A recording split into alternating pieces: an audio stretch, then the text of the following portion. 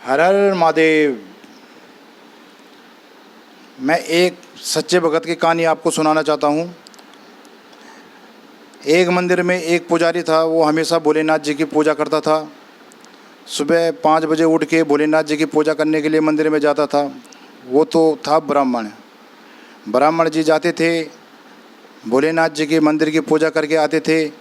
उनका जैसे ही मंदिर से बाहर निकलना हुआ, तब तक एक दूसरा भगत जाता है, जिसे कि कहा जाता है मूर्ख, लेकिन वो बेचारा भी मूर्ख नहीं था, लेकिन सच्चा भगत था वो भी।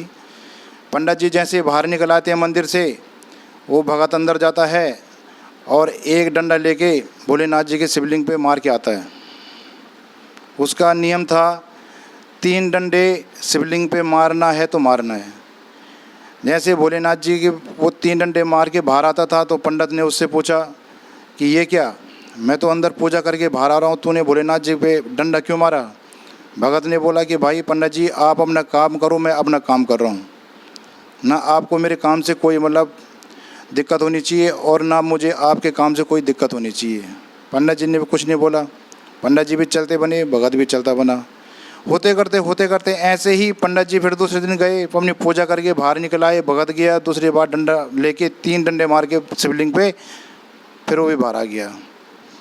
पंडित जी ने फिर भगत से पूछा कि आखिर आपको ये करने में क्या होता है? भगत ने बोला, मुझे आनंद आता है। मैंने आपको पहले बोला कि आपको मेरे बीच में विघ्न बाधा डालने की कोई ज़रूरत नहीं है। आप अपनी भक्ति से खुश हो, मैं अपनी भक्ति से खुश हूँ। ऐसे होते करते सावन के महीने की बात थी।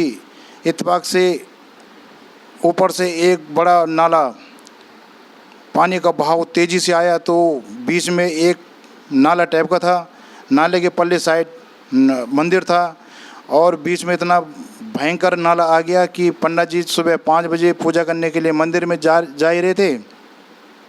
तो पंडित जी ने देखा कि अब बीच में इतना बड़ा नाला आ गया और मैं अब नाले के अंदर जाऊंगा तो मैं तो बह जाऊंगा। तो वो पंडित जी दूर से ही वहीं से पूजा पाठ करने लगे, नाले के किनारे से ही, मंदिर में भी नहीं गए। और वहाँ से पूजा पाठ करके वहीं से फूल प्रसाद चढ़ा के भोलेनाथ जी को, और पंडित जी अपने खुश। भगत आया, पंडित जी हंसने लगे, अब मैं भी तो देखूं कि तू अब इस बहते हुए पानी में कैसे जाता नाला पार करके और कैसे डंडा मार के आता है। तो उस भगत ने पूछा पंडित जी से, पंडित जी आपने पूजा कर ली? कह रहे भाई मैंने तो पूजा कर ली। कह रहे कि आप मंदिर में नहीं गए आज? कह रहे बीच में इतना नाला आ रहा है, मैं कहीं बह जाऊँगा। तो पंडित जी ने उस भगत से पूछा कि फिर अब क्या करेगा, डंडा मारने जाएगा? कह रहे मैं तो जाऊँगा, अपना काम जो है वो काम करूँगा। तो उधर से जाते जाते वो नाला पार करके जाता है मंदिर में, और फिर अंदर जाके भोलेनाथ जी की जो शिवलिंग थी उस पर 3 डंडा मार के अपना जैसे नाला क्रॉस करके वापस आता है, तो वहाँ पे भोलेनाथ जी प्रकट हो जाते हैं। प्रकट होने के बाद भोलेनाथ जी ने उस भगत से बोला कि भाई मैं तेरे भक्ति से बड़ा खुश हुआ कि इतने तेज बहाव से भी तू पीछे नहीं हटा। और ये जो तेज बहाव जो किया था मैंने खुद किया था। मैंने ऊपर पार्वती जी से बोला था कि आज इस भक्त की भी एक परीक्षा ले लूं कि अगर ये हमेशा मेरे पे डंडा मार के चला जाता है, इसे क्या सुकून मिलता है। तो आखिर मैंने तेरी परीक्षा लेने के लिए नाला तेज़ी से बहाया था यहाँ पे, देखता कि असली भगत तू है या ये पंडित है। लेकिन तूने अपना कर्तव्य तो पूरा किया।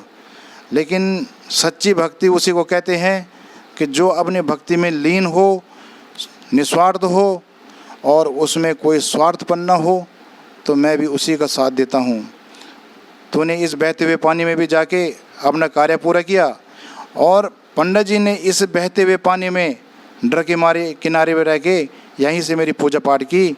तो सच्चा भगत तो पंडित नहीं बल्कि तू ही है। मैं तेरी भक्ति से प्रसन्न हुआ। ऐसी भक्ति के लिए मेरा सदा प्रणाम। हर हर महादेव। कहानी अगर आपको अच्छी लगी हो तो शेयर करना, सब्सक्राइब करना और आगे भेजते रहना। हर हर महादेव।